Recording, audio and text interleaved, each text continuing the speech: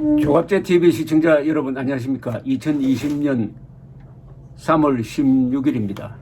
4월 15일 총선까지 일수로 딱 30일 남았습니다. 매일 제가 이 판세 분석을 해드리려고 합니다. 매일매일 변화를 첨삭해가지고 전체적인 흐름을 한번 정리를 해드리려고 합니다. 오늘 중앙일보가 입소스라는 여론기관에 의뢰해가지고 수도권의 격전지 8곳의 여론조사를 했는데 통합당은 동작을의 나경원 후보만 오차 범위 안에서 앞서고 나머지는 민주당 후보가 상당한 차이로 이기고 있는 것으로 나타났습니다. 참고로 수도권에는 121석의 지역구가 있습니다.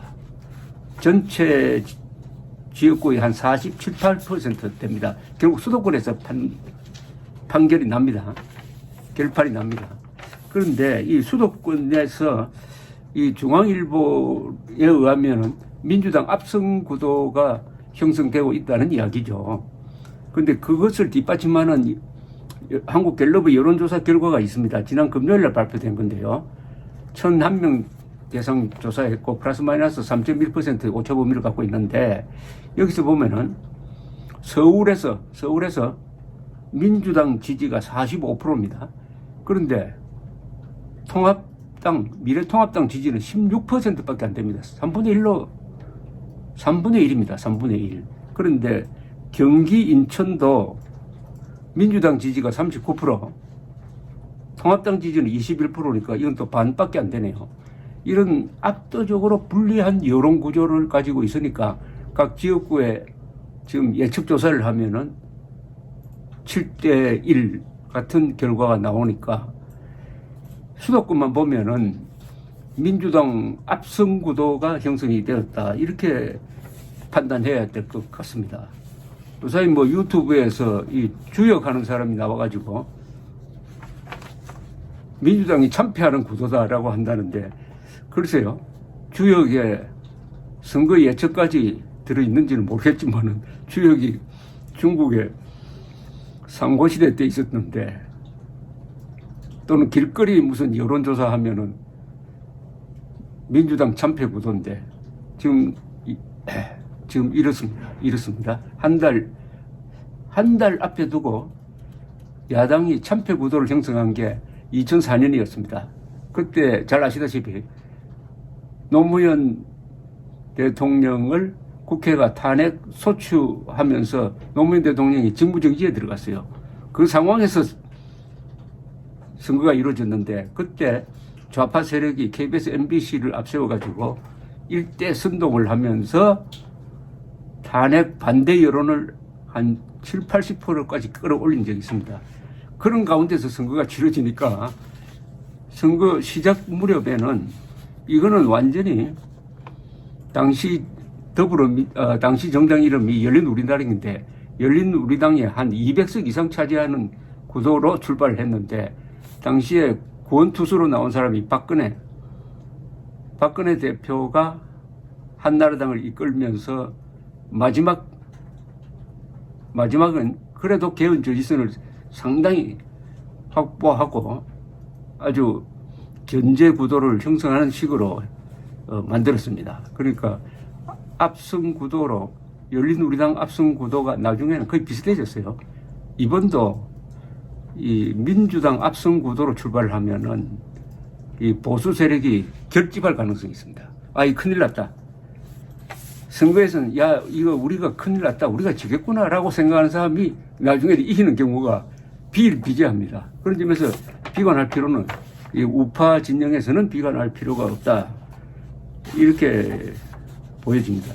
김종인 선대위원장을 통합당에서 영입하려고 노력을 했는데 단독 위원장이 되고 싶지 공동위원장은 안 되겠다 해가지고 이건 무산되고 황교안 대표가 총괄위원장이 된다고 합니다. 아까 8개 지역에 대한 중앙일보 조사 중에서 이 종로구에서는 이낙연 후보가 50.5%, 황교안 대표가 30.2%로 상당한 격차를 보여주고 있습니다.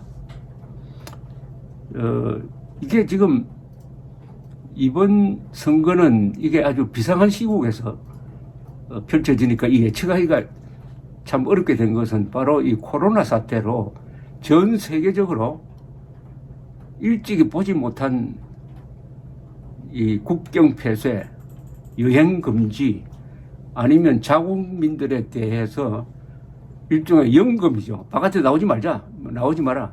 생필품 사는 것만 이탈리아에서 그렇게 하고 있습니다.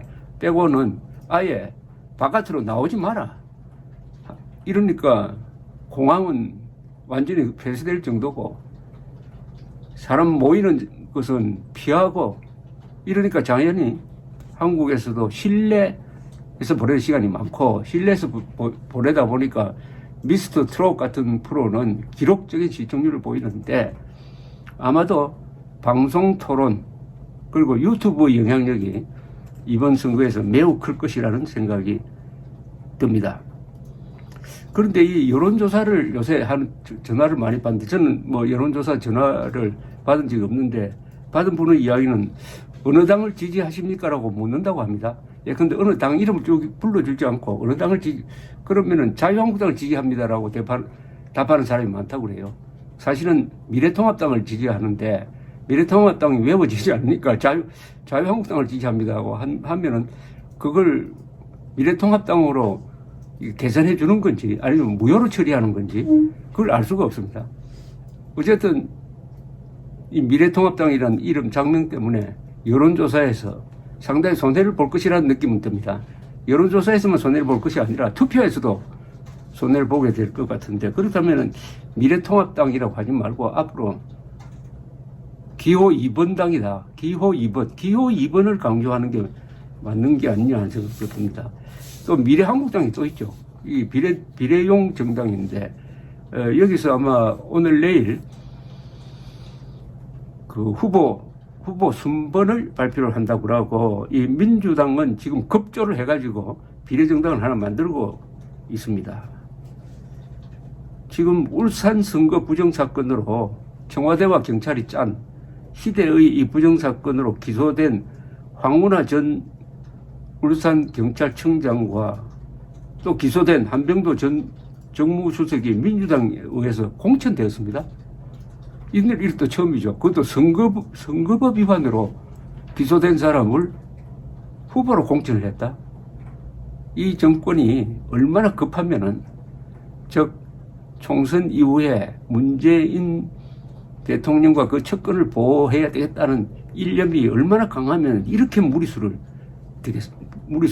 두겠습니까? 지금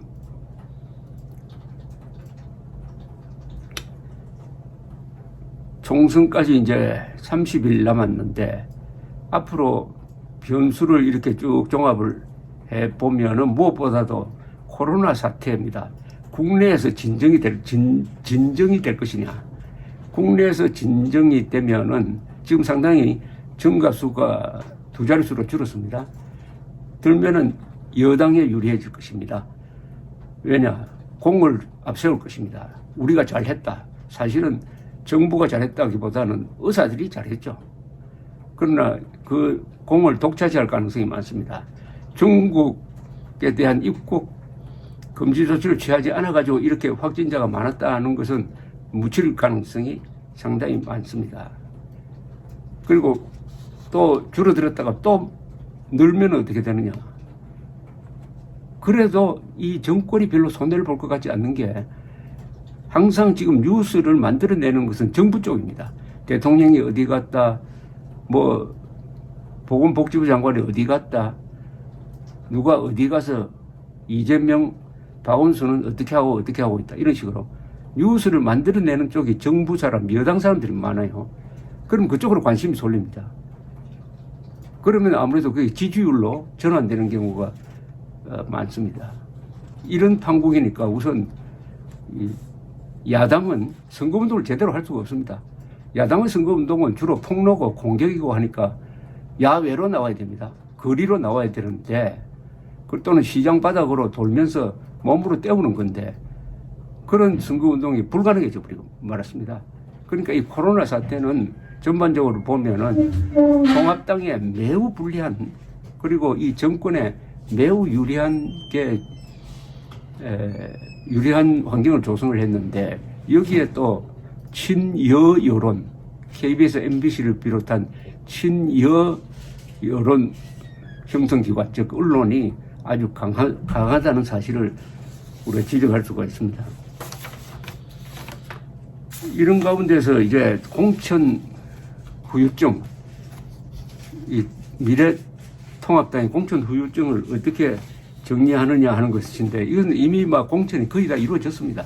이루어졌고 김형호 위원장이 사퇴했으므로 이게 더 확대되지는 않을 것 같습니다. 확대되지는 않는데, 이제는 바로 선거운동 기간으로 들어가는데, 여기에 이제 기독자유통일당과 그 다음에 자유공화당 두 당이 아마도 비례대표에 중점을 둘 것 같은데, 어느 정도 표를 얻느냐는 겁니다.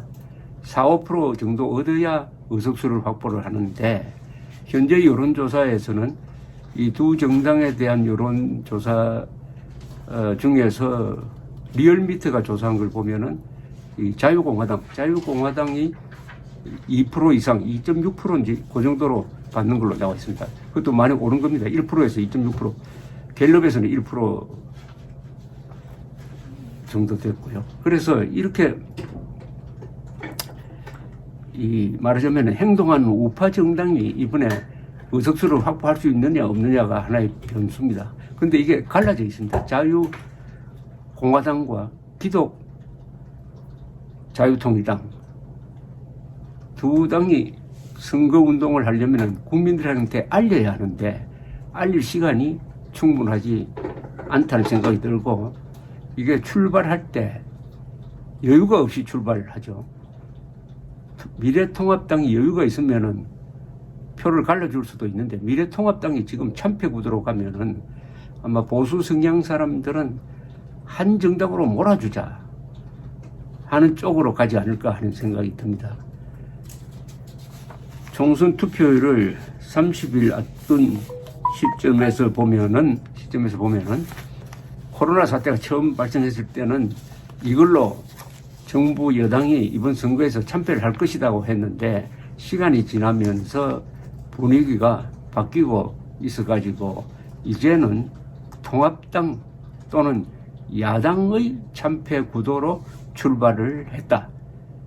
그러나 그 결과는 앞으로 한 달 사이에 얼마든지 변화가 있을 수가 있다. 어떤 점에서는 낮은 자세로 출발하는 게 덕이 되는 면도 있다. 선거나 정치에서는 오만하거나 허영심을 가지면은 반드시 망합니다.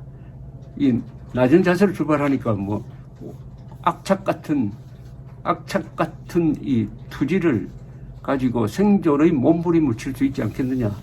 오히려 그게 다행이면 불행 중 다행이 아니냐는 생각도 듭니다. 이건 물론 반공 자유민주주의자의 입장입니다. 감사합니다.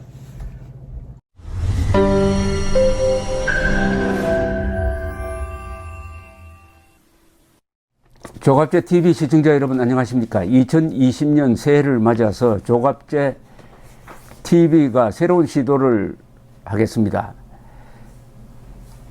구글에서 제공하는 유튜브 채널 멤버십 제도입니다. 쉽게 말하면 조갑제 TV 회원 제도입니다. 에 대해서 설명을 드리겠습니다. 벌써 조갑제 TV 구독자가 35만 명을 넘어섰습니다. 아이슬란드 인구와 같게 되었으니까 앞으로 이 커뮤니티를 활성화하고 상방향 소통을 강화하기 위한 제도입니다. 구독 버튼 옆에 있는 가입 버튼을 눌러주시기 바랍니다. 이 채널 멤버십 제도는 유료입니다. 유료인데 등급을 세 등급으로 나누어서 특혜를 드리는데 구별이 있습니다. 조갑제 TV 첫째 친구, 월 12,000원 내시는 분들을 친구라고 부르기로 했습니다. 이분들에게는 회원 전용 동영상을 제공을 합니다. 별명을 조갑제가 답한다라고 했습니다. 논란이 되는 사실 등에 대해서 저에게 질문을 해주시면은 제가 성실하게 답을 하는 동영상입니다. 그 다음 등급이 동지입니다. 동지는 월 3만 원 내시는 분입니다. 동영상을 선공개하는 혜택을 추가하기로 했습니다. 앞에 회원 전용 동영상은 기본적으로 받으시는 것이고, 동영상 선공개, 미리 궁금한 동영상을 보실 수 있도록 하겠습니다. 세 번째가 월 6만 원 내시는 분들을 전우라고 이름을 붙였습니다. 이분들에게는 친구, 동지들이 누리는 혜택 플러스 이 전우에 가입하신 분들의 성함을, 물론 필명이겠죠, 언급을 하고 조갑제의 교양 강좌 동영상을 보실 수 있도록 하겠습니다. 단연간의 취재 경험을 토대로 한국 현대사의 비화라든지 세계사 산책, 여행 가이드 등 깊이 있는 정보를 제공하도록 하겠습니다. 그리고 친구, 동지, 전우 분들에게는 배지가 제공됩니다. 여러분들의 성함 옆에 붙어서 색깔이 바뀝니다. 한 달, 두 달, 6달 이런 식으로 회비를 내는 기간에 따라서 색깔이 바뀌는 디지털 배지를 제공해 드립니다. 여기 회원에 가입하지 않는 분들에게는 불이익이 없습니다. 지금처럼 무료로 동영상을 시청할 수 있습니다.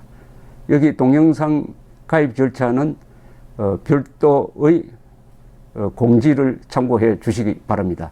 감사합니다. 구독 버튼 옆에 있는 가입 버튼을 눌러 주시기 바랍니다.